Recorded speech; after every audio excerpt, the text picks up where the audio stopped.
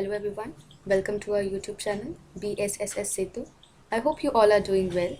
I am Ayushi Sharma and today we'll discuss Chapter 7 of Class 6 History, Ashoka, the Emperor who gave up war. This is Part 2. In the previous session, we discussed the difference between an empire and a kingdom. We discussed why Ashoka was called an emperor but not a king, and we also discussed the meaning of dynasty. Talking about today, at the end of this class, you'll be able to explain the important cities in the empire, you'll be able to understand the functioning of the Mauryan Empire, you'll be able to understand the peace treaty between Greeks and Mauryans, and at last you'll be able to understand the account written by Megasthenes. Now moving on to our first slide. As we have discussed earlier, there were three important cities in Mauryan Empire, Patliputra, Takshila and Ujjain. And it is quite possible कि इन्हीं main cities में merchants, officials या जो craft persons होते थे वो रहते होंगे.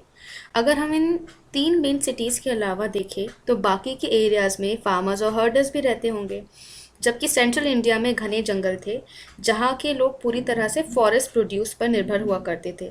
मतलब जो भी उनको जंगलों से मिलता था, चाहे वो टिम्बर हो, वैक्स हो, वुड हो, एनिमल्स हो, वो जो जंगलों में जो लोग रहते थे वो उसी पे निर्भर किया करते थे.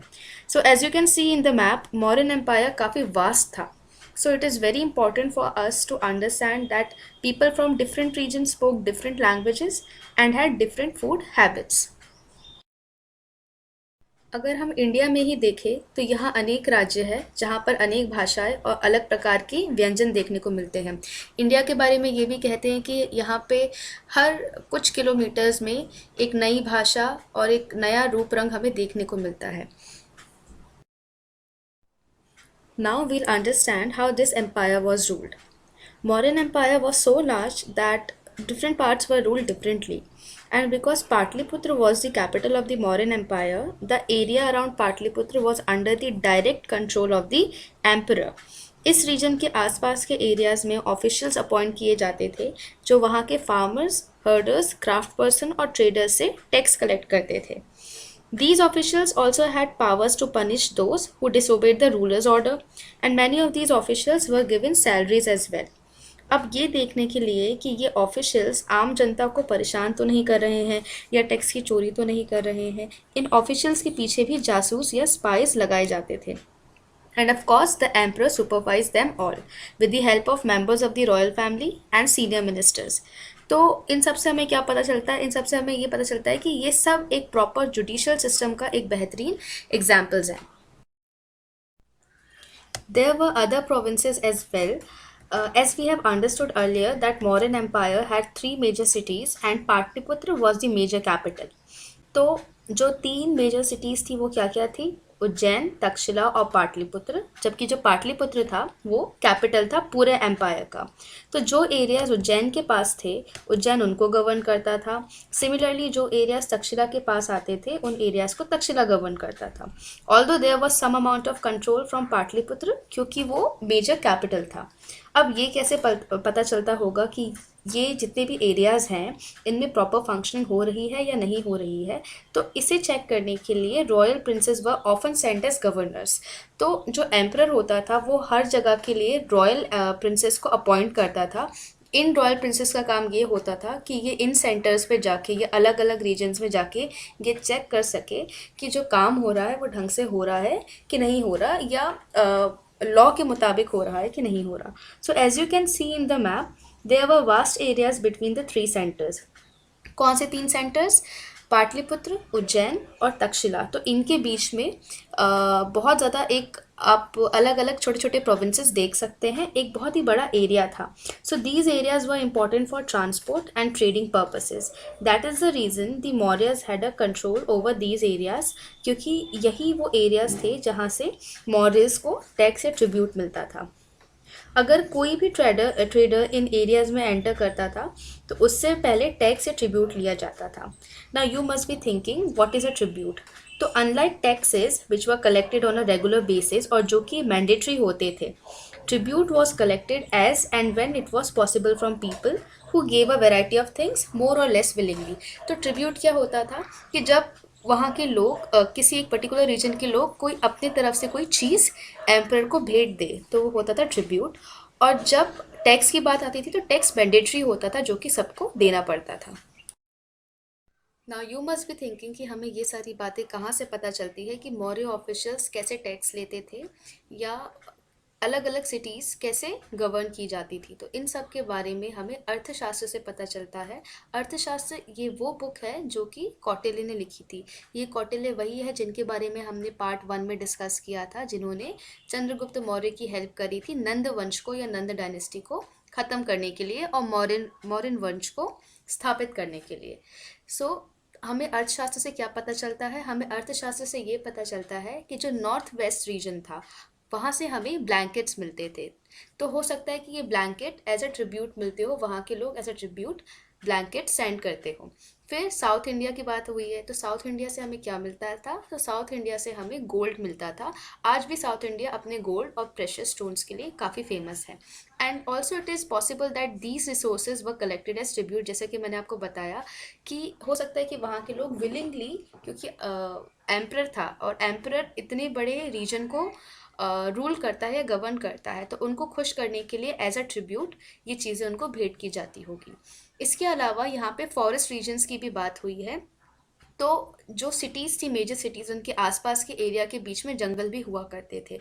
अब वहाँ के लोग इंडिपेंडेंटली रहते थे बिना किसी प्रेशर के या बिना किसी के रूल के, लेकिन तब भी उनको कुछ चीज़ें प्रोवाइड करनी पड़ती थी। कैसी चीज़ें? या तो टिम्बर, या तो एलिफेंट स्पेशली, या तो एनिमल्स स्पेशली एलिफेंट्स। एलिफेंट्स क्यों? क्योंकि एलिफेंट्स वॉर में काम आते हैं। फिर हनी या वैक्स। तो ये सारी चीज़ें किनको प्रोवाइड की जाती थी? मॉरियन ऑफिशियल्स को, और मॉरियन ऑफिशियल से एम्परर के पास ये सारी चीज़ें पहुंचाई जाती थी। Now moving on to our next slide. So in your book on page 70, there is an account written by Megasthenes about what he saw when he came to visit the Mauryan Empire. So Megasthenes कौन था? Megasthenes was an ambassador who was sent to the court of Chandragupta by the Greek ruler of West Asia जिसका नाम था Seleucus Nicator. Now you must be thinking कि Seleucus Nicator ने इतनी दूर से Megasthenes को मौर्यन एम्पायर में क्यों भेजा होगा? तो इस क्वेश्चन का जवाब देने के लिए we have to go back and understand the Seleucid Mauryan war. So Seleucus was a general of Alexander the great. Alexander the great के बारे में आप सभी ने सुना होगा। सेल्यूकस का एम्पायर काफ़ी वास्ट था as he ruled not only Babylonia but the entire एरोमस eastern part of Alexander's empire. तो सेल्यूकस क्योंकि जनरल था तो अलेक्जेंडर का जनरल था, तो अलेक्जेंडर के बाद जितना भी एरिया अलेक्जेंडर का था वो किसके अंडर आ गया? वो डायरेक्ट सेल्यूकस के अंडर आ गया। तो उसने सिर्फ बेबीलोनिया के ऊपर राज नहीं किया बल्कि जितना भी ईस्टर्न पार्ट था, जितना भी अलेक्जेंडर का एम्पायर था, भले ही वो गांधार ही क्यों ना, क्योंकि इंडिया में जब हम आते हैं तो गांधार जो पार्ट है जो कि अब गांधार नाम से फेमस है, इट्स इन पाकिस्तान, तो वो एरिया भी अलेक्जेंडर ने कॉन्कर कर लिया था। तो वो एरिया भी सेल्यूकस के पास आ गया था। सो इन 305 BCE सेल्यूकस ने डिसाइड किया कि मुझे इंडिया में आके वो एरिया, एक्चुअली उस टाइम इंडिया नहीं कहलाता था बट पूरा जो रीजन था उस रीजन में आके उसको वो पार्ट को कॉन्कर करना था। लेकिन उस पार्ट को कॉन्कर करने के लिए उसको चंद्रगुप्त मौर्य से लड़ाई करनी पड़ी। तो इस लड़ाई को क्या नाम दिया गया? इस लड़ाई को सेल्यूसिड मॉर्यन वॉर बोला गया। And in 305 BCE Chandragupta fought with Seleucus over the Indus valley and the region of Gandhara, जिसको आज हम कांधार के नाम से जानते हैं। ओके, सो इस बैटल में क्या हुआ? Seleucus lost the Seleucid Mauryan war and the two rulers reconciled with a peace treaty. अब peace treaty के मुताबिक जो ग्रीक्स थे, specially if you talk about Seleucus Nicator जो रूलर था, उसने अपनी बेटी हेलेना को चंद्रगुप्त मौर्य को एक तरीके से ऑफ़र किया। किसके लिए? मैरिज के लिए ऑफ़र कर दिया और साथ में ढेर सारी टेरिटरीज भी दी थी। बदले में चंद्रगुप्त ने भी सेल्यूकस निकेटर की काफ़ी हेल्प करी थी। उसको एलिफेंट्स, ग्रीस में उसने एलिफेंट्स भेजे थे ताकि वो वॉर में काम आ सके, और भी ढेर सारी चीज़ें एक्सचेंज हुई थी दोनों के बीच में। In addition to this treaty Seleucus dispatched 2 Greek ambassadors जिसमें से एक मेगास्थनीज था। Okay, So now we'll discuss his account, which was mentioned in his book Indica. तो मेगास्थनीज की एक बुक थी जिसका नाम था इंडिका। उसमें उसने जब वो मौर्यन एम्पायर में आया तो उसने जो भी देखा उसने उस बुक में लिखा। तो उसका एक अकाउंट आपकी एनसीईआरटी बुक में भी दिया हुआ है ऑन पेज नंबर 70। तो इस अकाउंट से हमें क्या पता चलता है? इस अकाउंट से हमें पता चलता है कि मौर्यन एम्पायर कितना वास्ट था। His book gives detail about the Mauryan administration कि कैसे गवर्न करता था एम्परर, कैसे रूल किया जाता था। The capital city of Pataliputra and it's administration, कैसे पाटलिपुत्र वहाँ की मेजर कैपिटल था और वहाँ से कैसे एडमिनिस्ट्रेशन को हर जगह उसका ध्यान रखा जाता था। After that we also come to know about military organization. बहुत ही बड़ी मिलिट्री थी। उस मिलिट्री में वॉर एनिमल्स भी थे, स्पेशली एलिफेंट्स भी थे। उसके बाद हमें पता चलता है कि कैसे ये सारा जितनी भी चीज़ें वो देखता है उस सब से हमें क्या पता चलता है? उस सब से हमें पता चलता है कि सोशल लाइफ कैसी थी। मॉडर्न एम्पायर में सोशल लाइफ हो या जुडिशल सिस्टम हो या लॉ सिस्टम हो, हर एक सिस्टम का हमें पता चलता है किससे? इंडिका से। और स्पेशली अगर हम दूसरी बुक का नाम लें तो अर्थशास्त्र से भी हमें पता चलता है। तो हम इससे क्या अंदाज़ लगा सकते हैं? हम इससे ये अंदाज़ लगा सकते हैं कि अशोक को यूनिक रूलर या द ग्रेट अशोक क्यों बोला जाता था, क्योंकि हर चीज़ बड़ी ही सिस्टमैटिकली चलती थी और हर चीज़ बहुत ही ग्रैंड थी। So students, today we learn about the major cities of modern empire. We also discussed the different customs followed in different regions. After that, we saw the rule of the modern empire in different regions. Then we discussed about how text was collected by the officials, and then we discussed about the Seleucid modern war, and at last we discussed the account of Megasthenes.